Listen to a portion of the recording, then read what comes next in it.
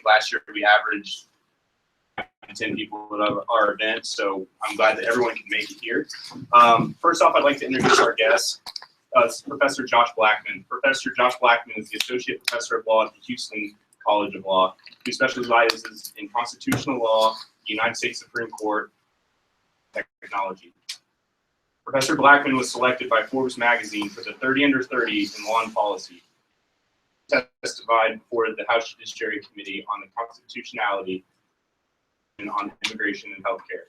He's an adjunct scholar at the Cato Institute, the founder and president of the Harlan Institute, the founder of the Fantasy SCOTUS, Supreme Court Fantasy League, and blogs at joshblackman.com. Thank you so much.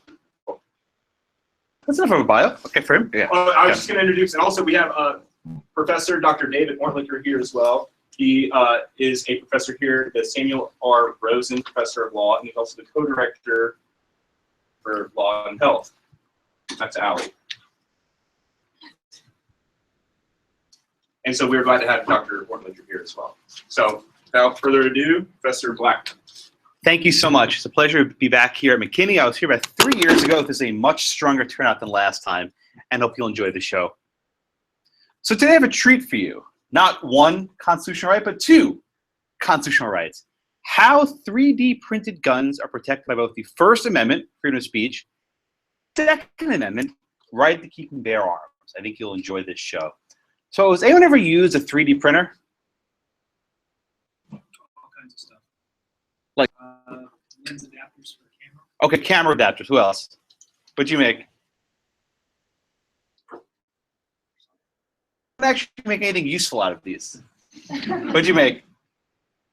Okay, blow the whistle. Good. All right. So we got lens adapters, we got whistles, guns, and how to use a 3D printer to create functional firearms. So for those of you who don't know, 3D printing is a way of designing an object on a computer in 3 dimensions. You can design something like a house or a car or any manner of items. And the way you do it is using language. Now, I hate to do this to a bunch of law students. I realize you went to law school because you forgot math and hate math. But let's go back to high school geometry, right? Everyone remember what a cylinder is? Like a cylinder. Tell you to draw a cylinder, you need some information, right? You need to know the height of the cylinder and also the radius, which is basically the width of the cylinder. And the radius of a cylinder, you could, in theory at least, make one out of clay in the exact same fashion. Cylinder with a height, that's h of 20, so this is the width of 5, you would know to make a cylinder that looks roughly like this. Okay. Now, why am I showing you this code? Why am I boring a bunch of law students with technology? This is speech. The same way if I were to give you instructions in a book to draw an object, if you will. I'm using plain language, which anyone in this room can understand with 5 seconds of instruction of how to read. I'm using plain language to create an object. You may have never thought about this, but the barrel of a gun, doesn't it? Stay tuned. So for the most part, people use 3D printers to make various trinkets. Maybe like these people are messing around, little sunglasses, little gears. Increasingly complicated. All created on this object, which is known as a 3D printer. If you look here, there's a little race car that was created. We're in Indianapolis, so it was a fitting imagery. How does 3D printing work? Like making a candle. Has anyone ever made a candle before? Right? You know how this works. You take a wick, you dip in the wax, maybe dip in different color waxes or different consistencies, and every time you dip a little bit thicker around the base, right? Takes a while. I remember I made one of these in pre-K. It was an absolute disaster. It was all uneven, whatever. But if you're skilled, I wasn't skilled. If you're skilled, you can make a pretty sophisticated candle with different colors and shapes, and it's beautiful. Printing works in the exact same, but instead of dipping something into wax, it uses this little nozzle. And it sprays a very fine, thin layer of plastic. And it works in the exact same fashion. Plastic on the bottom, plastic and another layer of plastic. And each layer of plastic is a different size, a different width, a different color even. And you can make an object going all the way up. A little ball, you can see this ball is about 3/4 of the way done. The top isn't quite. Each time a little layer comes down, the platform raises, and it goes all the way up. It's the same image from a different perspective. The base is actually heated. It's being heated, solidifies. It's this liquidy goop. It solidifies. Okay, so everyone get the basics of how 3D printing operates. Now, a series of shots where an object is being printed in 3 dimensions. I am not going to tell you what it is along at home, okay? You're going to tell me what is it that's being created. And as soon as you see what's being created, I want you to shout it out. Hey, come on, have a seat. 20 seats for everyone. As soon as you see what's being created, I want you to shout it out, okay? Everyone ready? Starts off to this sort of green, goopy layer. That's the base. Here comes in. And this is a sort of a honeycomb fashion. The honeycomb is a very strong basis why bees are smart, right? The honeycomb is a very strong basis to build stuff. Another layer. Another layer. If you see it, shout it out. A little bit tall. I'm speeding this up. This will take about 15 minutes to print. I'm accelerating it for you. What? Okay, a tire. Okay. Another layer. Oh, getting close. Oh, bingo, Yoda.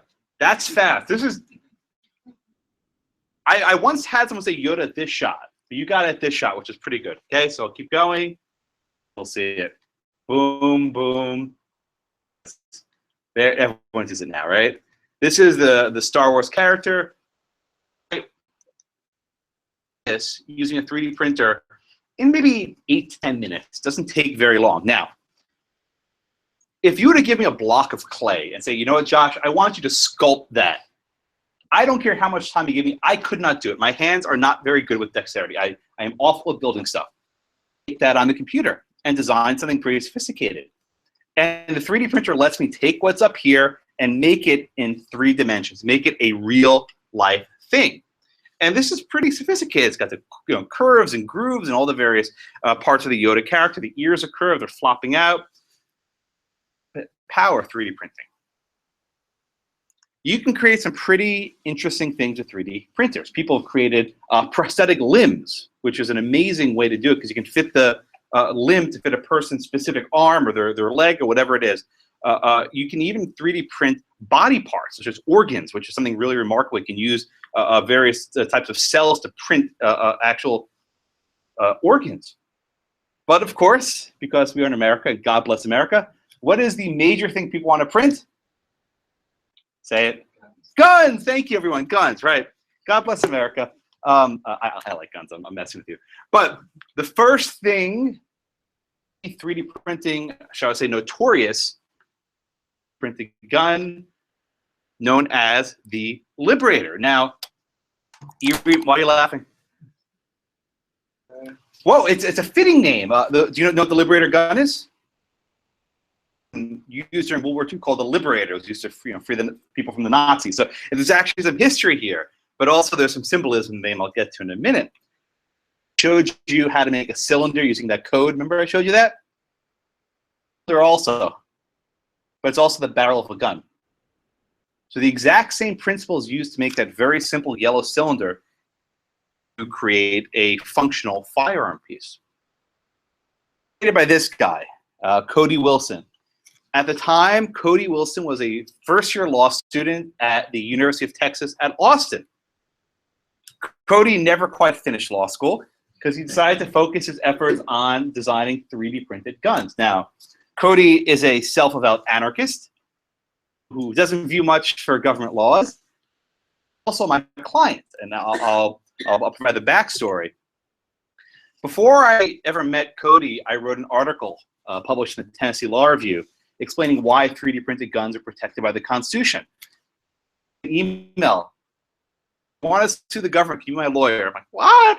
And he's like, yeah. I'm like, you're crazy. And then he explained to me there's actually a case, which I'll get to in a minute. And so now he's actually my client. So I'll be circumspect how I describe him, but he is a about anarchists, and there's no there's no mystery about his views about guns and the government regulation of them. Onto the scene in 2013 with a series of gun parts that he made.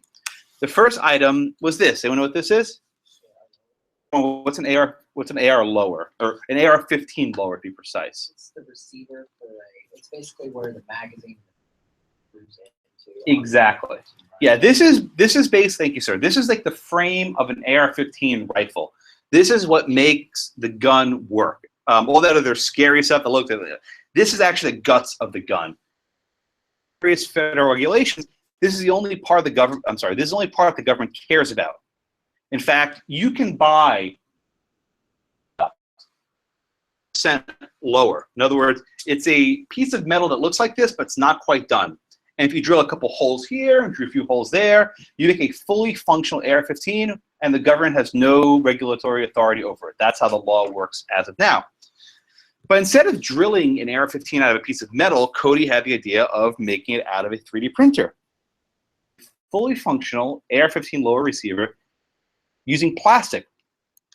And this weapon was able to fire, I think, thousands of rounds. I mean, it could withstand a lot of firepower. Cody did. Okay. The second thing Cody did was this little white thing. This is what's called a magazine. Guns, a magazine is the box the bullet goes into. The easiest way I can describe it. The magazine for an AR-15 holds about 30 rounds. He called it the Cuomo. Does anyone want to guess why I called it the Cuomo? After the governor of New York, who passed a law banning the possession of such items. Cody has a sense of humor. He's a funny dude. So he also put on the internet the blueprints to make 15 and this magazine. This didn't put Cody on the superstar map quite yet. He got there. But the thing that put him on the celebrity map, Josh, what is this thing? With these squiggles, right? Parts for a fully functional one-shot pistol called. So what are these various parts? That is the handle. That is the barrel, that little cylinder I showed you a minute ago. These little squiggly things, those are the coils used to pull back so you can strike the firing. This is obviously a bullet, which is not 3D printed.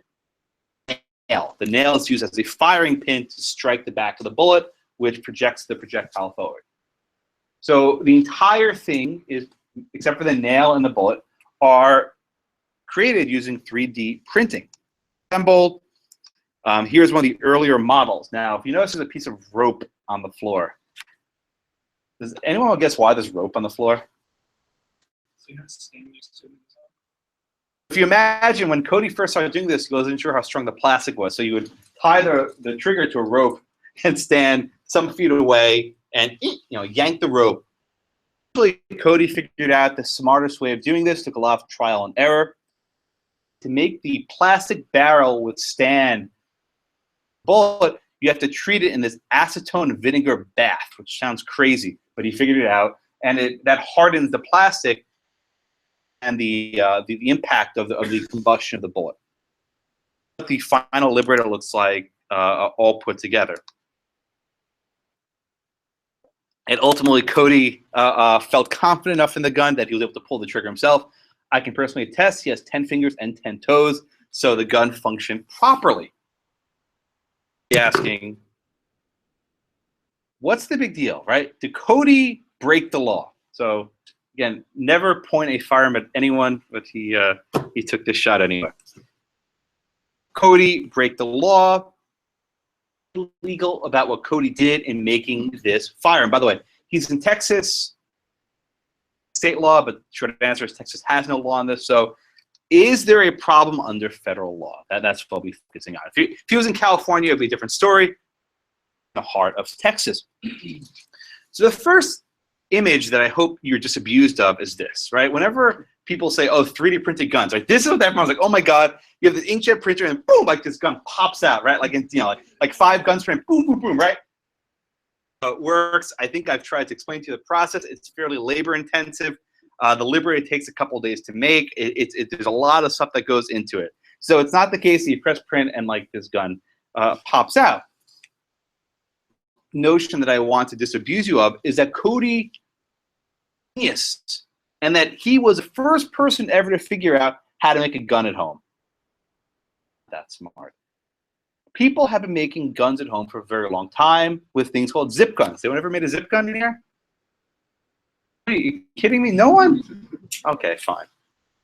Gun is a gun you can make from parts at the hardware store. So, for example, a gun. It's a combination of a soldering iron and a garden hose. If I walk to Home Depot and I spend $8 on parts, I can get this put together. Handy enough. But assuming one were handy, you could put this together in a fairly short time.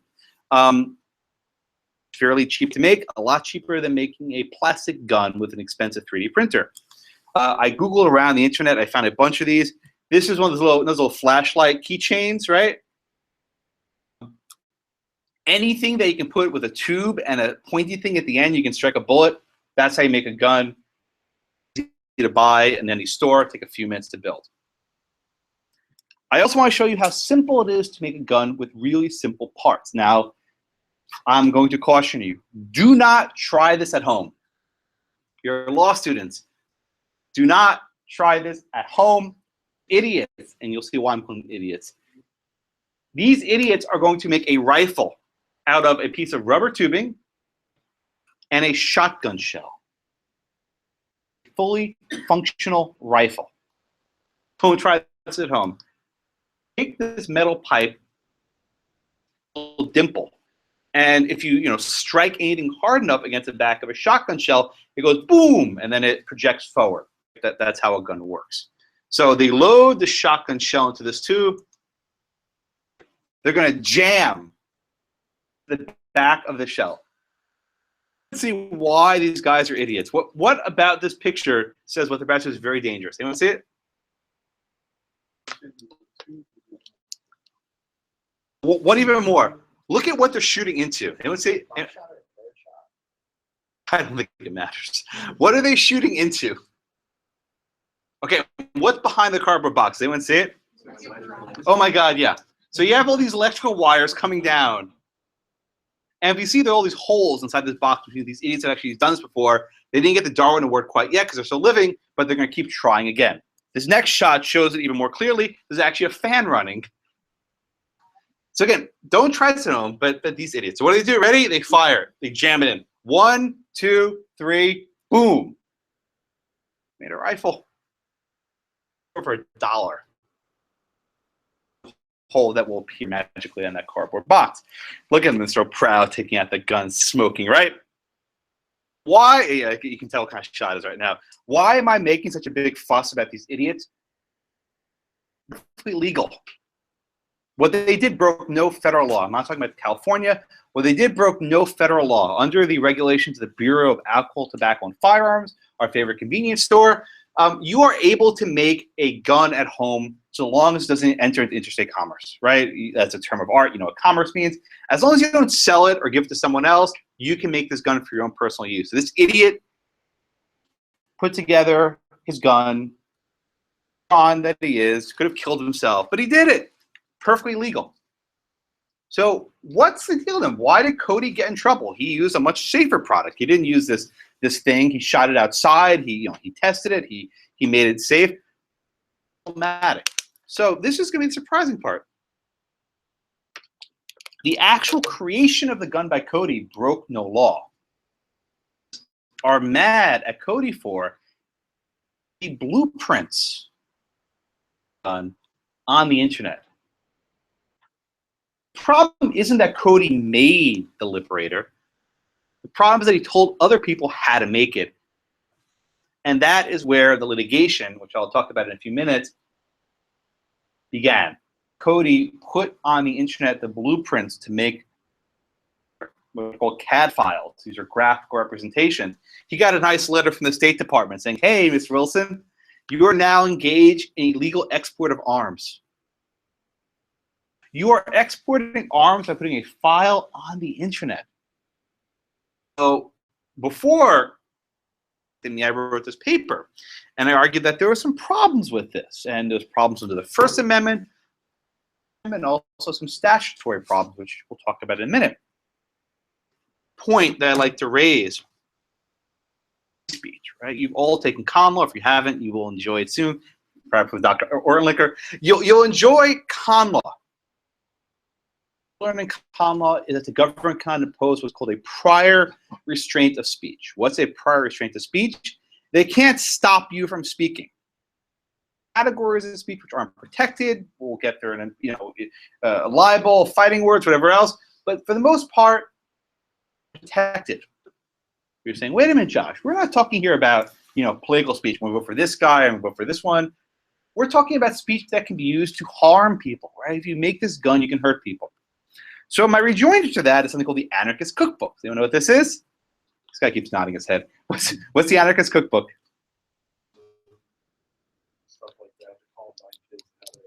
It's basically a terrorist handbook, right? Long before there was Al-Qaeda, there was a Weather Underground. These are people who are homegrown terrorists who made a book of how to blow stuff up, how to make poisonous gas, how to engage in kidnappings, all the sorts of things you need to be a mercenary in the 60s. You would read this book. And let me tell you something. Bookstores and governments tried to ban this book. Have these books on the shelves because people will take this book off and use it to harm someone. And the courts consistently said, no, you can go to Amazon today, buy this book. The mere fact that you can use a piece of information to harm someone doesn't work, right? If I write a book about being a target shooter, because I'm an Olympic target shooter, and someone uses that book to assassinate someone, think, oh, Josh, you can't sell that book, right? There's an intent requirement that you actually have to intend for there to be actions, and I can go to that Q&A, but for the most part, the government cannot ban because it can lead to bad stuff happening. Now you're saying, wait a minute, Josh, we're not talking about a book here, we're talking about files. Well, information is speech. It's speech.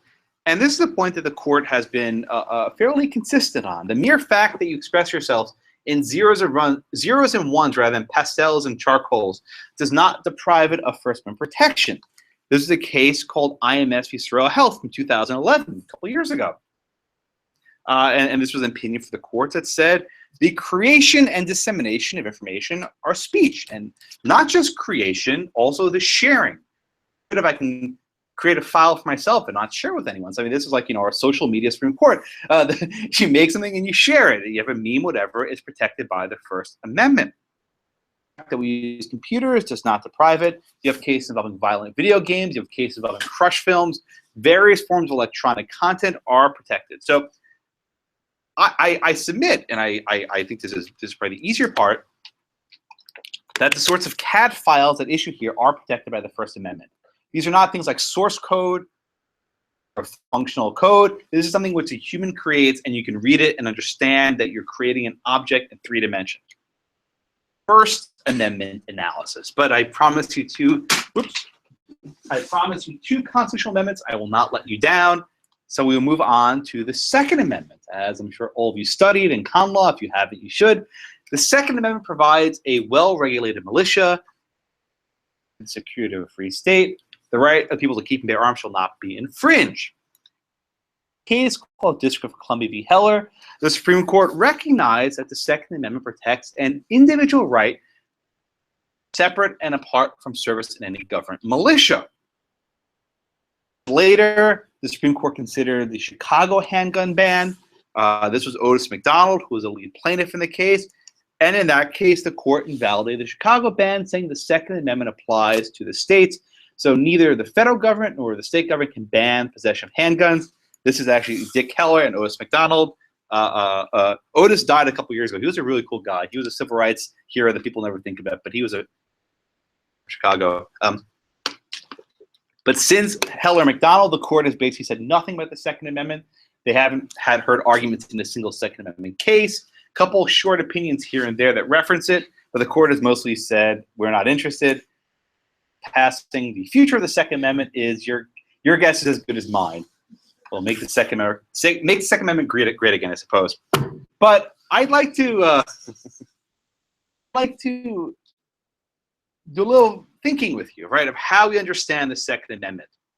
The court only discussed a right to keep arms, things that come before it.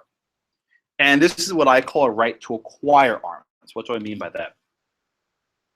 The court said you have the right to keep and bear arms, right? Where from? Imagine a situation where after Heller, the District of Columbia said, okay, fine, won't let you buy it. We will prohibit the sale of guns in our district. Huh. So how are you supposed to exercise the right to keep arms if you can't buy a gun? Well, you say, well, maybe you had a gun from before the gun ban from 30 years ago. That's actually what happened with Dick Heller, as you may recall. He was allowed, I'm sorry, he was he worked at the Federal Judicial Center to protect judges. He was allowed to keep a gun. At night, he had to give it back. So when protecting judges, guns are great. But when he goes to his own home in the crappy neighborhood of D.C., he needs to give his firearm. But he had a revolver that he had from before the D.C. ban went into effect. But at all times, he had to keep it locked like this. If he were to take off that lock in D.C., he would have committed a felony. Even if someone broke into his house, kill him, and he unhooked that lock, he'd be committing a felony. There was no self-defense exception in the law, which was one of the reasons why D.C. lost. So that was a hard argument to swallow for the judges. But after Heller, he was able to get a license to acquire a firearm. And indeed, D.C. had a single store that sold guns. He got it. Have some sort of a constitutional interest in acquiring arms. Now, let me be very clear. This is not to say that anyone can buy a gun at any time. The various regulations on them. To have certain types of dangerous criminals having a gun. I'm okay with that. But at a basic level, you have some sort of right to acquire arms, which I think is actually a lot stronger, is a right to make arms for yourself. And this is a right that I think is historically sound. Long before there was Dick's and Cabela's and Walmart's and all these other stores, if you wanted a gun, you'd have to make it. At the time of the American Revolution, guns were homemade. Reported to their militia duty with arms that they scrounged together from parts they had in their town. Ever seen the John Adams miniseries? It's on HBO, and there's this great scene where Abigail Adams, played by Laura Linney, is pouring a musket ball out of lead. I think this, in my mind at least, captures the very strong history we have of making your own arms for self-defense and other purposes. So I think even stronger than a right to acquire arms, I think there's a right to make arms. And this isn't just about Cody making 3D printed guns out of plastic. There's actually practical purposes from these. Imagine a person with a disability does not have a pointer finger in either hand, right? How can that person pull a trigger? So you actually can manufacture specific mounts on guns to have different means of defending yourself.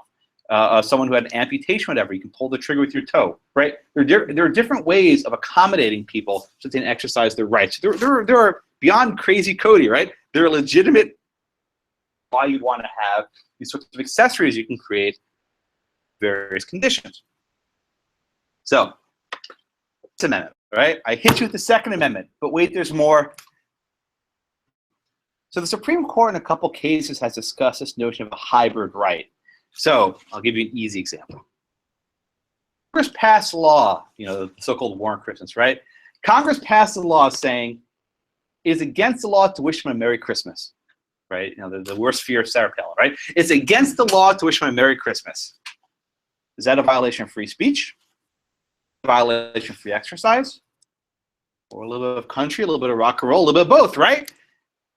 There are certain times when you're speaking about a constitutional right where there's extra scrutiny. Or to use another example, imagine if the government made a law saying you cannot print a book about how to perform an abortion. Okay, I think people may say, wow, that's not only a restriction of speech, but also the 14th Amendment right to the courts recognize for abortions. I have a case where Cody is trying to explain to other people how to make a gun of his choosing. Information about a constitutional right.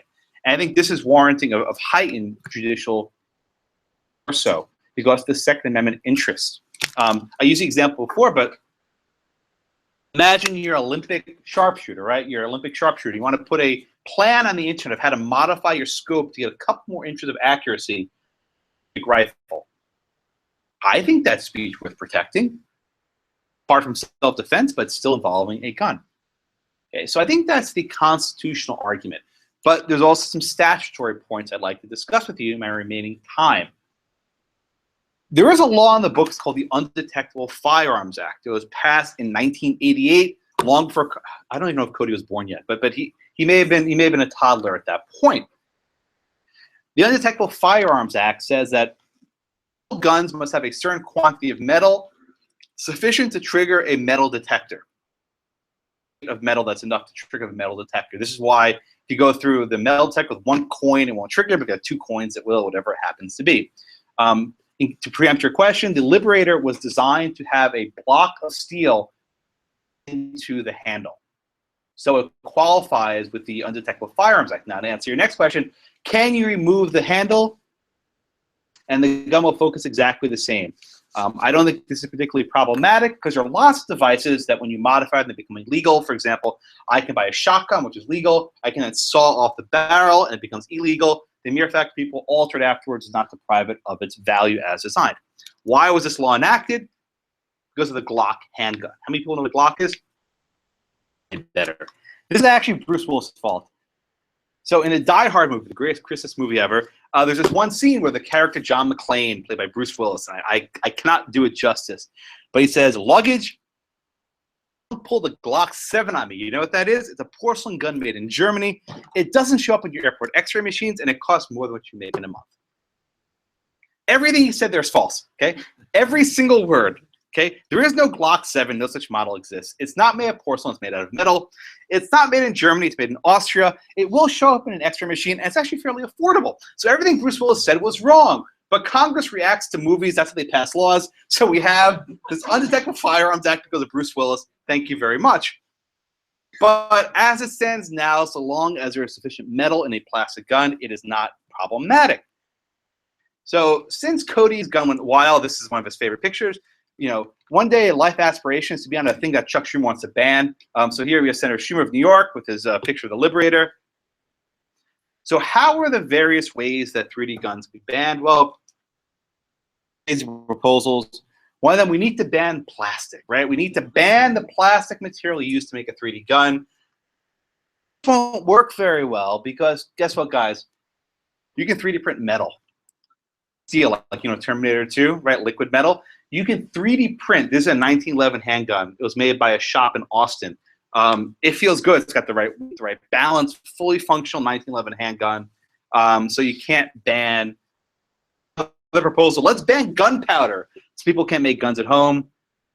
Not going to happen. The more interesting, the more likely scenario is using intellectual property law to ban these sorts of guns using a technology called DRM, Digital Rights Management. You don't realize this, right? But when you download a song on your iPhone or you download a movie from Amazon, you don't actually own that movie. You don't own the song. You merely have a license to it. And that license is revocable. Craziest stories involves the Amazon Kindle. Everyone knows what a Kindle is. You can download books. When you buy a book on the Amazon Kindle, you don't own the book. You only have a short-term license. And if for whatever reason Amazon doesn't like you anymore, they can withdraw it at any time. People purchased the book 1984 on their Kindles, right? This George Orwell dystopian classic. And then one day they woke up and it was gone from their Kindle. What happened was Amazon got into a dispute with the publisher, so they remotely deleted 1984 from people's devices. Creepy, yeah? But that's the general principle. You don't own the stuff that you make. It's relevant. You know, if you remember Napster back in the day, people said, well, people can download music, they won't pay for it. And now people can download. The next big thing, printing and manufacturing. And the easiest example I can give, I don't get sneakers, but people like sneakers, right? They spend a lot of money on sneakers, right? The newest LeBron James sneakers, the newest Michael Jordan sneakers, right? These are things that cost maybe $3 or $4 to make in a sweatshop in Malaysia. Right? I mean, the parts, you're talking like, you know, cotton, string, it's really cheap stuff. Instead of going to Foot Locker and buying a $300 pair of sneakers, you can make your own on your home computer in 5 minutes. Tomorrow. Okay? If you can make the exact same quality sneaker, the exact same quality sneaker, Nike would go out of business. So legitimate fear of textile manufacturers, and I'll use the ever-quotable Kanye West, who once said in a recent episode of The Kardashian Show that he's afraid of 3D printers because it will destroy the textile industry. For once, he is correct. And this is a legitimate fear. So what does this have to do with 3D printed guns, right? What's this have to do with it? Imagine we get to a day, right, where you want to print your 3D printer and this error message pops up, bam, bam, bam. How would this happen? Try to make a copy of U.S. currency, like taking a $100 bill and put it inside of a really high-quality machine. Has anyone tried it? All upstanding citizens. You can try it because it won't work. And Xerox have worked with the Treasury Department to put a filter in that if it senses the various watermarks or a piece of currency, it will spit out an error message. I don't know if it calls the Secret Service, which is just fitting, but it will not print it for you. Deal with a 3D printer. You try to print a pair of LeBron James sneakers, and it goes, right? Filter. No. Something that looks like a firearm, or maybe it's a cylinder, and it goes, no. It can happen in one of two ways, right? One way it could happen is with straight up government regulation. That as the government says, we will install filters in all printers. They spit it out. That, I think, would be very, very dangerous because the government would have a form of censorship over a large variety of objects you want to create. We're not talking about counterfeiting money here. The more likely scenario is some sort of self-enforcement from the industry. And this is what's called a Baptist and Bootlegger Coalition. Does anyone know what a Baptist and Bootlegger Coalition is? Does anyone live in a dry county? Do they have those in Indiana? Oh, okay. I'm sorry? That's true. Okay, fair enough. But in Texas, where I live, you have some dry counties. And always, 100%, when you have a dry county, on the county line, what's there going to be? On the other side of the county line. Why are there liquor stores on the other side? Because they have a monopoly, because people in this county can't buy it. Why are there still dry counties? Because of the liquor store on the other side of the line who says, we want to keep this law in place to preserve our monopoly rents. This is what's called a Baptist and Bootlegger Coalition. During Prohibition, you had two different groups who wanted Prohibition. You have the Baptist who says, alcohol is evil. We need to ban it. We can't have this sinful liquid running through our streets. And then you have the bootleggers like, yeah, let's ban alcohol. That way we can charge more money for booze. We can have our moonshine and our speakeasies and everything else. I can see a similar thing happening, right? So you have, who are Baptists, the gun controllers, right? We need to get these plastic guns off the street. These are dangerous, okay? And then who are your bootleggers? Well, you have Kanye West, and you have Nike. It's like, yeah, we need to get guns off the street, and by the way, let's ban also these Michael Jordan sneakers from being printed.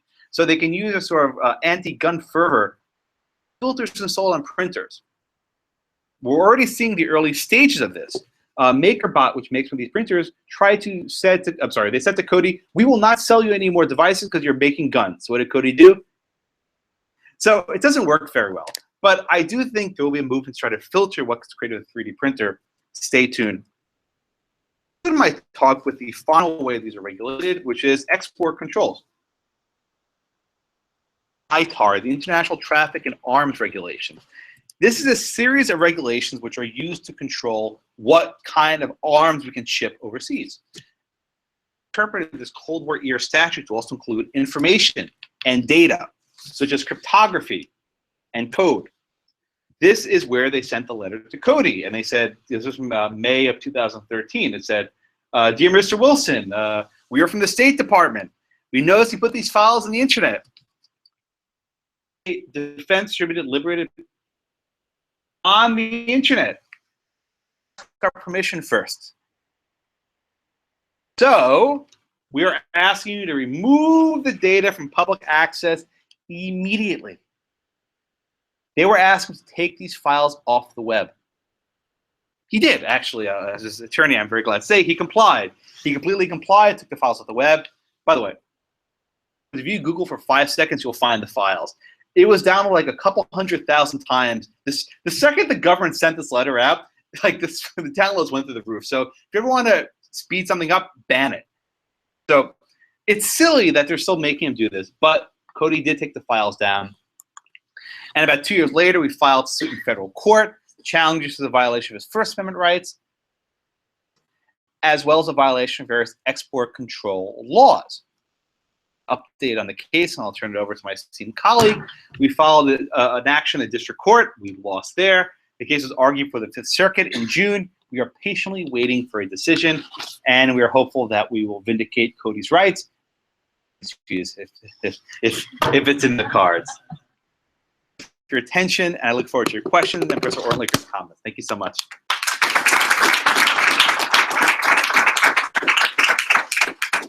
Okay, thanks. Well, this is terrific. Thank you for a great presentation.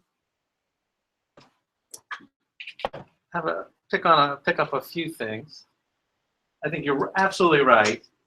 Code speaks the Sorrell case, which I think was wrongly decided.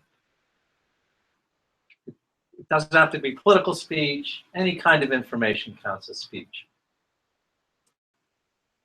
That said, the one case I would worry about is the Holder case, which I think also was wrongly decided. If you remember, that was a case where with providing information to terrorist organizations, even if they were giving them lawful information about how to do good things.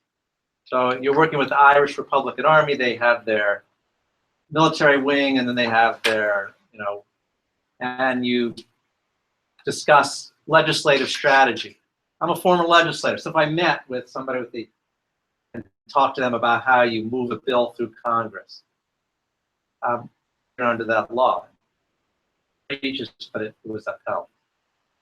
So when you get into national security, and that may be, I haven't seen the opinion, but that may be why I'm against you, because often get into national security.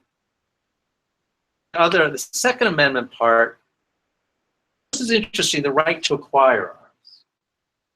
And your argument is kind of an originalist one, right? What were the framers that thought, and they all made guns. And I'm not sure whether that would survive. And here's what I think. Take another healthcare example. The Western, I can't remember it, but this is the drug compounding case, where the court restricted the advertising of pharmacies that were making their own drugs.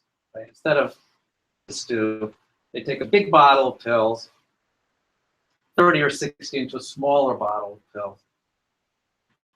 But maybe you have an allergy or some other special need for a drug. So the pharmacist makes it, for you, tailor-made. Was worried about, was okay, you could do that, because now you're going to become a manufacturer of drugs rather than a maker, a compound. And the court struck it down, because it was speech. Is if you're worried about the problem, you can just ban, you can limit compound, full ban. But why I bring that up is undoubtedly, 18th century, people were making their own drugs at home. So I would say now we have something that about safety and manufacturing and manufacture. Get it, the Codys of the world, by having pretty strict rules about if you're going to be in business, or even if it's a hobby, here you have to get a license, jump through these hoops. My guess is you could do a pretty good job of shutting down the Codys of the world.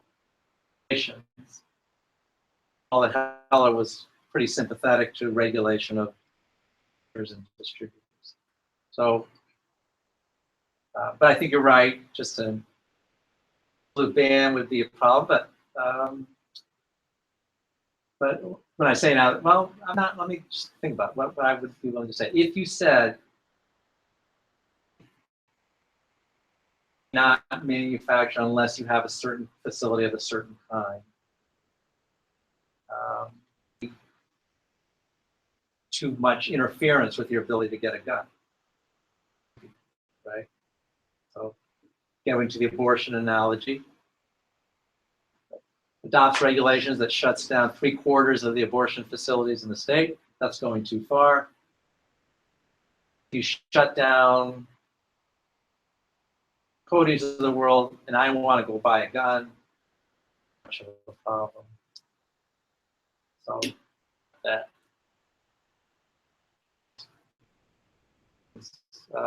The ban on materials is an interesting one. Because you're right, plastic. What can you do? But the analogies that I thought about, anybody who has allergies and tries to get some pseudoephedrine, good luck, right? Or fertilizers after the McKinney bomb. Now I think they've done some restrictions on some of the just routine components, nothing inherently bad, but when you combine them. So the government's been able, as I said, has allergies, and it is it's very difficult to tell you small amounts to get the medications you need. But we tolerate that. So yes, there's some important rights here. Could the government get around most of them? A lot of leeway. To see how your case comes out. Thank you. I'd like to hear what everybody else has to say. Thank you. Let's do some questions. I can maybe answer Professor Orntlicher's comments along the way. It's been very informative how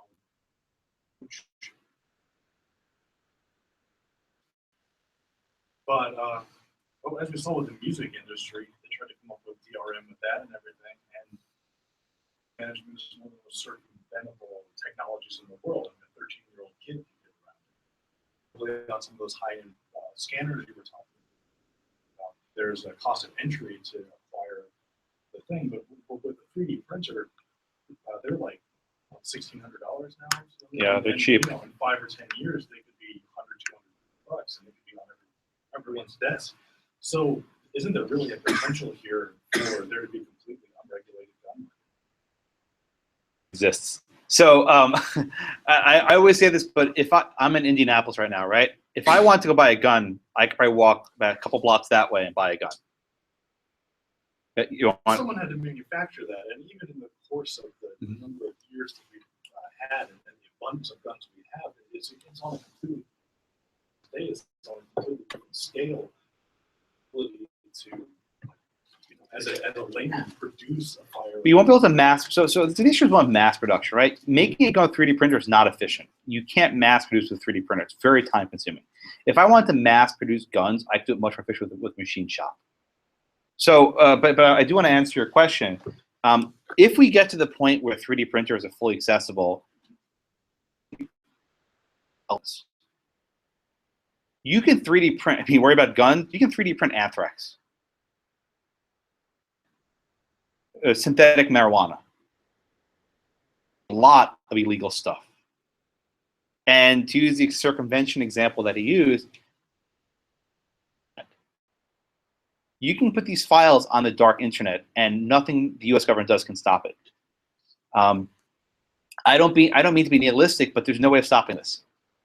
And the idea that you can use a file, that you can use this 30-year-old Soviet-era arms control regime to stop the sharing of information is, somewhat foolhardy. What I will answer, and I think Professor Orntlicher is on point, if the government wants to regulate the creation and sale of these sorts of guns, and it doesn't involve stopping people from speaking about it. I think it's a more indirect way, because the fear is once you create it, you can't regulate it. But trying to stop it at the point of sharing information is not only unconstitutional, I think you can't stop the sharing information. Once the government sent out this letter, this was files all over the internet. You go Google, 5 seconds, you'll find it. Even if they do decide some sort of regulation for what he was doing, your case that you have against them, since it wasn't in place before? No, it wouldn't affect our case. I mean, our client has been silenced now for going on 3 years, so there's a fixed damage that we can sue for. It wouldn't moot the case at all. In fact, I'll come back to you in a second, sir. The government tried to do that. They tried to. Their answer was due in court. They proposed a new regulation. Double down on what they were already doing. In other words, their initial position, if I can be a litigator for a moment, their initial position was based on, I think, a very tenuous reading of an old regulation. I don't think it quite got there. But then, answer in our case, they issued a reg that said we're doing exactly what we said we're going to do. They had a new notice and comment rulemaking. So they basically tried to double down on doing what they were already doing. Trying to get rid of this case, but it didn't work. We didn't lose on those grounds, to answer your question. Try someone who has an answer. Yes, ma'am. Yeah, I'm sorry, is what relevant? Intent. Oh, intent. So, for example, if someone posts a gun, discrimination is legal, and their intent is, oh, hey, look at this cool new design I came up with. This is really neat. Versus if someone, for example, hey, this is a 3D gun that will get around metal detectors, and if you go to a public library, you can print your own, even if you got a felony charge and can't buy a gun, and you should totally use this to defend yourself if you see any cops that are taking liberties with you, or if you think that, against these, thugs who are moving in.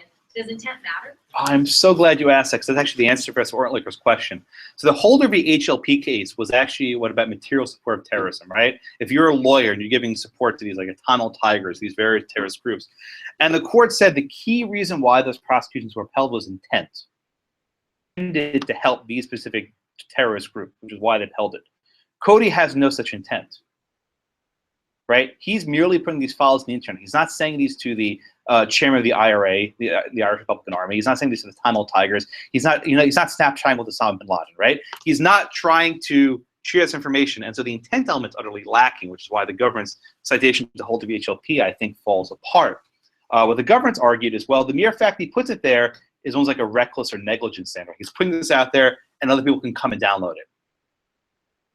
For the First Amendment, you need to have that mens rea requirement, which I'm glad your question asked, that you intend for this speech to be used in that manner. And if that intent is not present, a conviction would not work on those grounds. Did you say campus though? And some of the photos you had were, come and take it, which is generally. Origin, come and take it? For example. Oh, no. You're not in Texas. You haven't been to Texas, have you? Do you know the origin of come and take it? It doesn't have to do with originally with guns. An older origin. Oh, it goes back to the 300. Remember? So if I can, please, can you do it in history? I'm in Gonzales, Texas. This is Texarkana. I'm not from Texas, but I'm an adopted citizen. There was a town in Gonzales, Texas, and there was a cannon there that was birthed by the Mexicans. And at the start of the Texas War of Independence, the Mexicans came to this town of Gonzales and said, "We want you to give us back this gun." And what did the Texans do? They raised the flag that said, "Come and take it."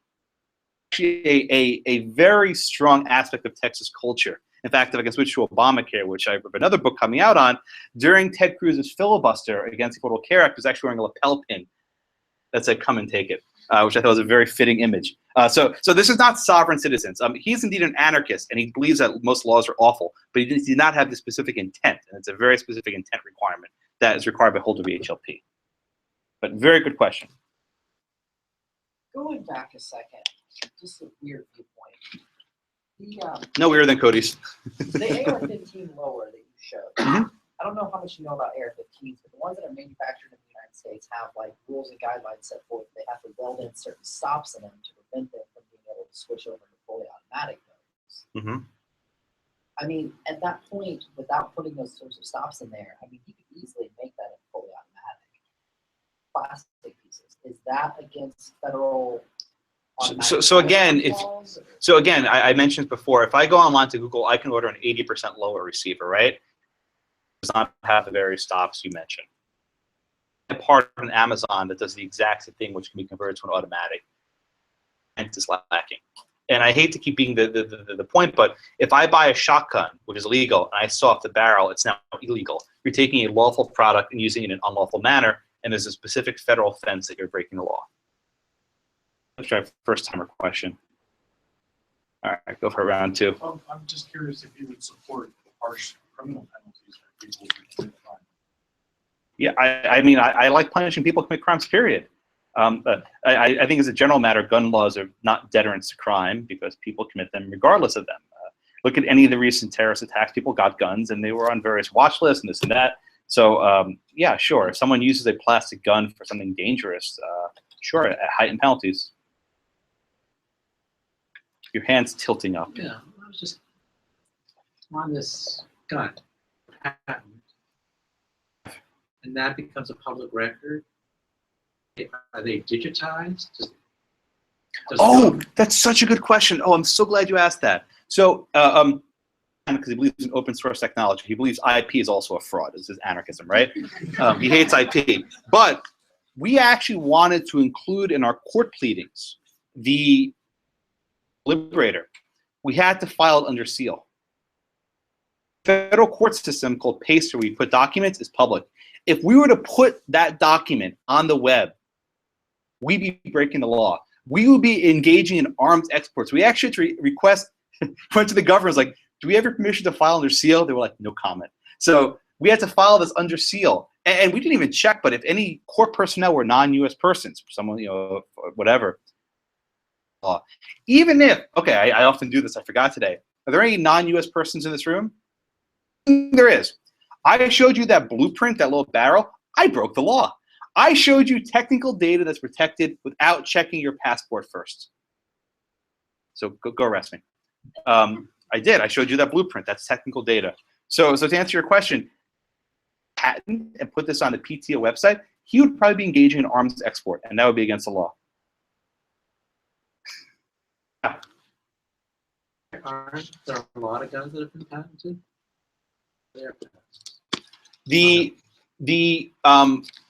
This office, the State Department office, hasn't asserted. Well, let me answer the question in different ways. If you actually want to patent a firearm that has sales overseas, you need to go to this office and get the permission first, and they have to approve it. The key factor here is that Cody was not given permission to publish these guns, firearms, right? So if you're Glock or Beretta or Smith & Wesson, you've already run through all of these various hoops, and now you can actually make this online. But you cannot export information about guns overseas, which is including on the internet, unless you approve this. With a Grumman or Lockheed Martin or a defense contractor, everything you make has to go through this office. Even if you have like a Sony PlayStation 4 computer, you need to get this office's permission before you export it and export information about it. It's a part of IP law that people have no idea. But any company that makes tech or control operation, if you want to make some money, go learn export control law because no one knows about this stuff. But every tech company must comply with it. Serious business, when you want to ship any product, I mean, it's for a non-US person. So even if, like, at your Sony factory, I'm sorry, I'll use an American company. If you have Dell computers in Austin, person on your workshop floor, permission to make sure everything's clear. If you have an intranet, right, you have companies file sharing, you have to make sure that you're compliant with this law. It's very stringent. Anyone else? All right, wrap up. Last question. Last thought. Yeah, you got it. One of the things that a lot of IP owners have done to curb online piracy is to intentionally disseminate information that is not, like it'll say, it'll have the title of the It's movie, corrupted, yeah. you download it and it doesn't actually play, or it links you to a site to buy it. Get rickrolled. Do you think that there's a possibility and potential liability for the Good question. dissemination of firearms that are designed to explode in your hand? Good question. All right, let me answer your question a little bit differently. I usually get the question in different form. Can the government regulate this under consumer safety stuff, right? Because, again, I said at the outset, Cody's gun was not so good the first go-around, right? It blew up, on impact. I think the government probably could impose safety standards for guns you make in interstate commerce. But if you're making a gun for yourself under the current interpretation, that's not a commercial act. It's now imposed various restrictions on homemade guns. California said that every gun must have a serial number. Okay? Number to guns on a pre-approved roster, a list of guns. Surprise, surprise, the Liberator has not been this roster because it hasn't been tested for its safety. So that's actually one way the states have tried to regulate homemade guns. I can talk later about whether those laws are valid, but that would be perhaps one way that the government could go around this, sharing of information. Anything else? I really appreciate your attention, and if you have other questions, please come up and ask. Thank you. Thank you, everyone, for coming again. We are going to be having an event on October 5th with Mr. Scott Harrison from the San Jose Police Department or something.